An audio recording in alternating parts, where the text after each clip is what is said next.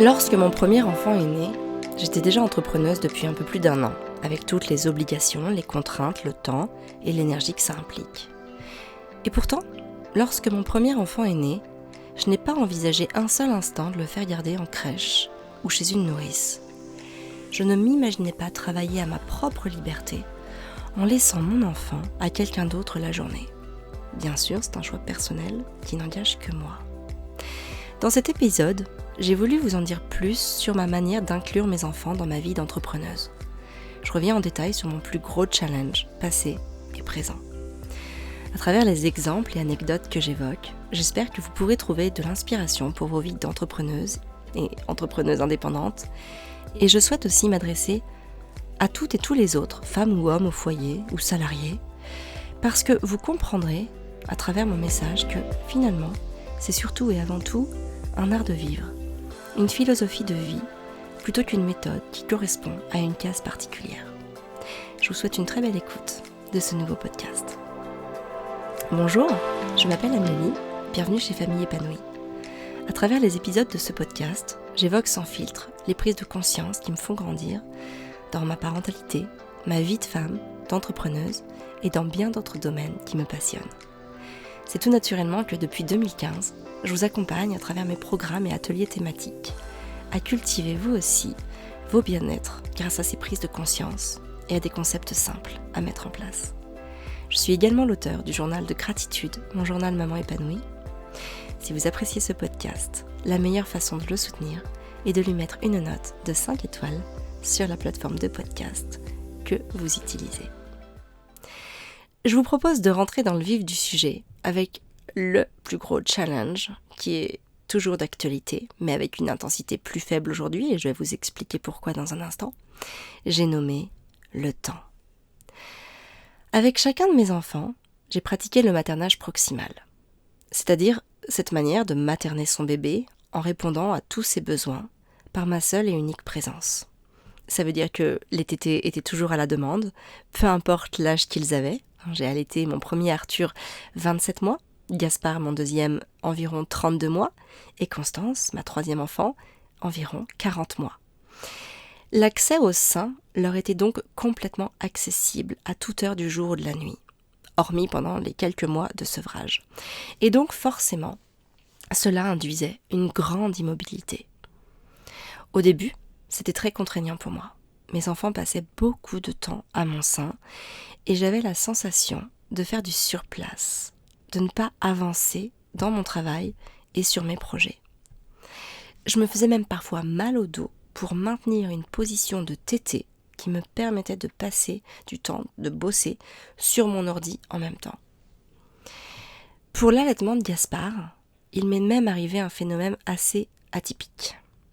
À force de lui donner le sein gauche, qui me permettait d'avoir ma main droite libre pour faire de l'ordinateur ou travailler depuis mon téléphone, eh bien mon sein droit, faute de stimulation, s'est complètement tari.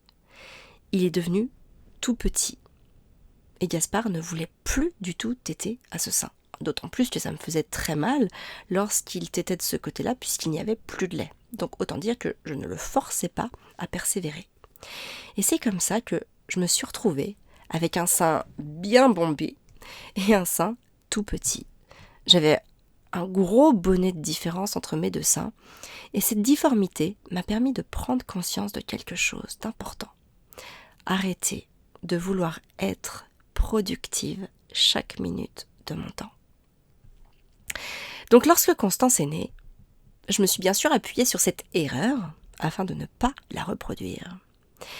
Et c'est comme ça que j'ai vraiment profité de tout ce temps de mobilité pour être avec les enfants. C'était souvent des moments de lecture, des câlins sur le canapé, des discussions, en tout cas ce que l'on peut en apprécier chez des enfants de 2 et 4 ans. Lorsque les garçons étaient dans leur jeu, je profitais de la tétée pour regarder profondément ma fille, mais aussi pour boire un thé et lire un livre. La clé, ça a vraiment été d'accepter d'être moins productive. J'ai alors dû travailler sur ma peur de gagner moins d'argent, peur peut-être d'en laisser d'autres prendre plus de place que moi sur le marché, peur aussi d'être moins présente pour aider celles et ceux qui avaient besoin de moi. En tout cas, c'est en travaillant sur mes peurs que j'ai pu commencer à entrevoir une solution. Si je ne voulais pas me résoudre à diminuer mon activité, mais prendre le temps nécessaire, en tout cas qu'il m'était nécessaire pour prendre du temps pour moi, pour mes enfants, je devais accepter l'évidence de déléguer. Et c'est comme ça qu'on a commencé à nous entourer d'une petite équipe de femmes formidables pour nous épauler dans notre mission.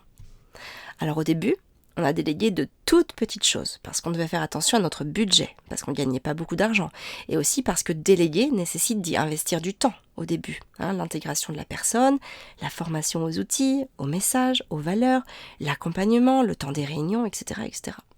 L'autre contrainte de temps, elle est concernant l'instruction des enfants.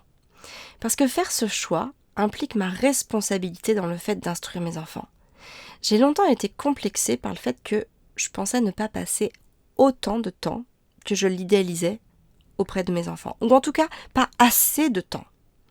Oui, je passais énormément de temps auprès de mes enfants, dans la réalité des faits, puisqu'on était toute la journée ensemble. Mais je n'étais pas rassasiée par la quantité de temps, en tout cas formel dans leurs apprentissages, que je pouvais leur proposer. Je suis aussi tombée dans la comparaison avec les autres mamans en IEF sur les réseaux et la perception que mon investissement du coup était tronqué et diminué par la perception de l'image que je me faisais de leur propre investissement. Et il nous aura fallu du temps pour passer certains caps, comme ce fut le cas pour la lecture avec Arthur, mais ces contraintes m'ont permis de prendre conscience que le temps avait aussi sa carte à jouer dans chaque chose qu'on entreprend. Oui, mes enfants apprennent à lire, par exemple, beaucoup moins vite que s'ils allaient à l'école. Et alors ? Est-ce que la rapidité d'acquisition est un gage d'une lecture fluide, solide et qui permet la compréhension d'un texte ? J'ai énormément travaillé sur moi afin de me détacher toujours plus de cette pression sociale qui est devenue l'instruction des enfants. J'ai repris cette partie de notre vie uniquement pour nous.